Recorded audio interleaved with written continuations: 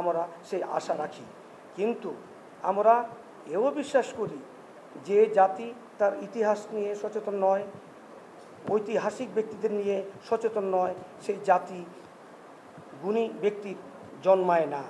তাই আমরা প্রথম আলো সহ উল্লেখিত ইলেকট্রনিক মিডিয়া কৃষ্ণ দাসকে প্রথম বলে দাবি করা হয়েছে সেই সব পত্রিকা এবং ইলেকট্রনিক মিডিয়া ও হরিজন জনগোষ্ঠী সহ দেশবাসীকে সঠিক তথ্য জানানোর স্বার্থে প্রকাশ করছি যে হরিজন জনগোষ্ঠীর প্রথম আইনজীবী স্বর্গীয় advocate Biswanath Vajpayee.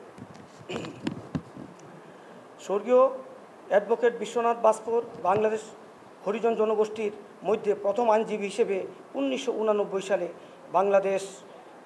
Bangladesh bar council থেকে সনদপ্রাপ্ত হয়ে ময়মনসিংহ জেলা আইনজীবী সমিতিতে যোগদান করে ওনার আইন পেশা শুরু করেন।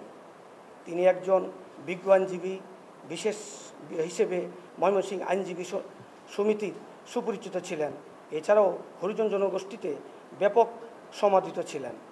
আমরা ওনার পরিবারের বিভিন্ন সদস্যদের সাথে কথা বলে জানতে পারি অ্যাডভোকেট বিশ্বনাথ বাজপেয়ী দীর্ঘদিন ময়মনসিংহ জেলা আইনজীবী সমিতিতে অ্যাসিস্ট্যান্ট পাবলিক